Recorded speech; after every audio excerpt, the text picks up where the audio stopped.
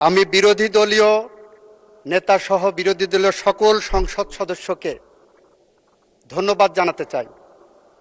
ধন্যবাদ জানানোর কারণ, বীর মুক্তিযোদ্ধার যে সংজ্ঞা নির্ধারিত করা হয়েছে জাতীয় মুক্তিযোদ্ধা কাউন্সিল আইন 2026-এ, সেই সংশোধনীতে 1971 সালে বাংলাদেশের যে সমস্ত দামাল ছেলেরা পাকিস্তানি হানাদার বাহিনী এবং তাদের এদেশীয় দোসর, তৎকালীন মুসলিম লীগ, তৎকালীন জামাতে ইসলামী, তৎকালীন নেজাম ইসলামী এবং আল বদর আল শামস বাহিনী রাজাকারদের বিরুদ্ধে যারা সংগ্রাম করেছিলেন, তাদেরকে বীর মুক্তিযোদ্ধা হিসেবে যে আইন এই সংসদে পাশ হয়েছে, সে আইনে জামাতে ইসলাম বিরোধিতা করেননি কার্যত, এবং সে আইনে এনসিপির পক্ষ থেকে লিখিতভাবে অনুসমর্থন জানানো হয়েছে। এই কারণে তাদেরকে ধন্যবাদ জানাচ্ছি মাননীয় স্পিকার।